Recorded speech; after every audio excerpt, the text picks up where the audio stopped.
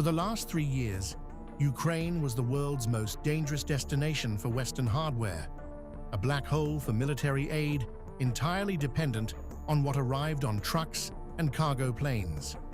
That era is ending. In real time, right now, Kyiv is no longer just the end user in this story.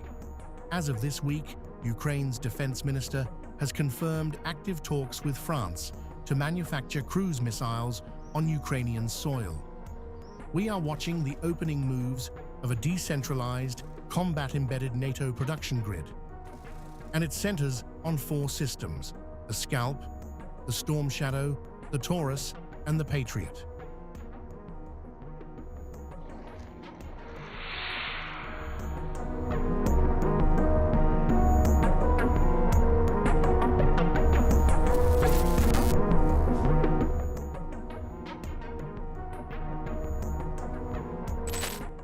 This isn't a logistics story anymore.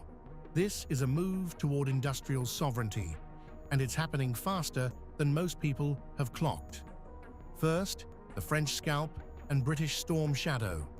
Same missile family, but structurally and digitally distinct.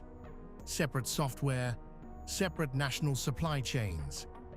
Ukraine's defense minister confirmed this week that talks with France and missile maker MBDA have made real progress, though he was careful to say it's still too early to call it done. That caution matters, but so does the fact that this conversation is happening at all, weeks after the G7 signaled it was ready to consider these licenses. Then there's the German Taurus, for years politically radioactive. That's shifting too.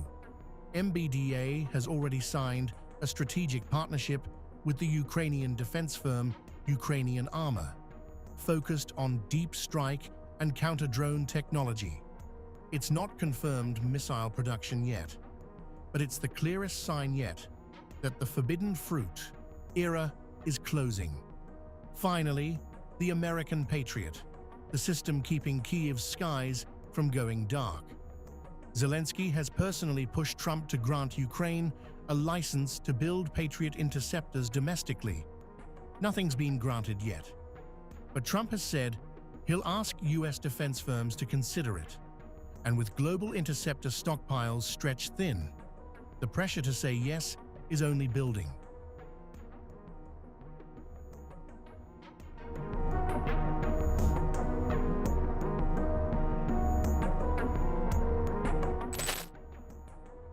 Is this even possible?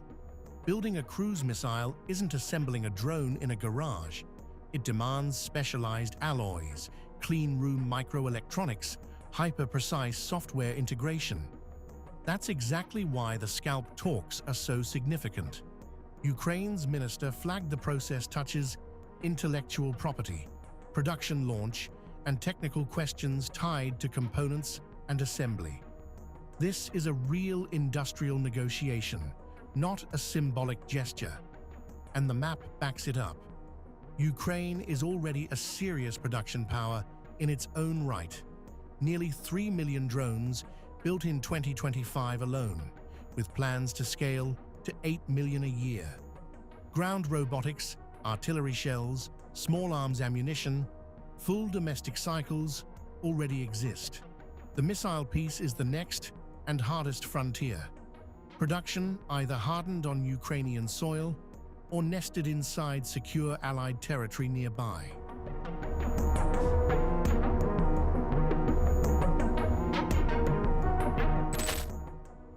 Here's what most people are missing. This isn't just about winning the war faster. It's about a permanent shift in power. If Kyiv secures even one of these licenses, SCALP, Taurus, or Patriot, that infrastructure doesn't disappear when the war ends. It becomes a permanent industrial anchor, integrating Ukraine into NATO's defense architecture in a way no treaty ever could. The old Western model, production centralized in a handful of safe, distant factories, is already straining. What's replacing it is forward-positioned, high output, and built to sustain a front line.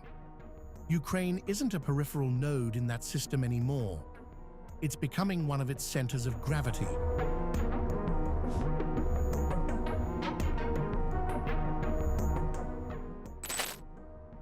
We have to be honest about what this industrial race is actually responding to. This isn't happening in a vacuum. It's a direct answer to what Russia is already doing. Vladimir Putin has built an arsenal that isn't just matching Western reach. In some categories, it's exceeding it. On the ground, that means real, repeated strikes. Kinzhal and Iskander hitting power grids and logistics on a near-weekly basis, and the hypersonic Oreshnik fired once against Dnipro in a strike that shattered assumptions about what Western air defense could intercept. Behind that battlefield arsenal sits a second layer, Russia's strategic deterrent, Yars, Sarmat, and the experimental Burevestnik. These aren't weapons being fired into Ukraine. They're nuclear-capable systems Moscow keeps in reserve, and their existence is itself the message, a background threat shaping every decision the West makes about how far to go. That's the real stakes of this industrial shift. Every domestic missile line Ukraine stands up isn't just about resupply. It's about not being dependent on a Western political process that Moscow is betting will eventually stall.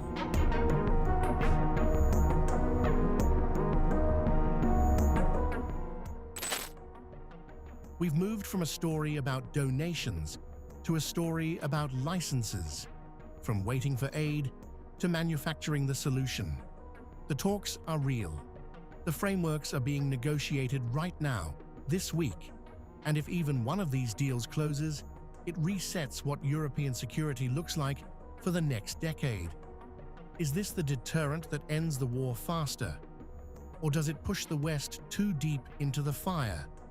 Drop your take below. I read every comment. Subscribed means you don't miss the next one. We're deep diving 2026's defense buildup all month. See you in the next one.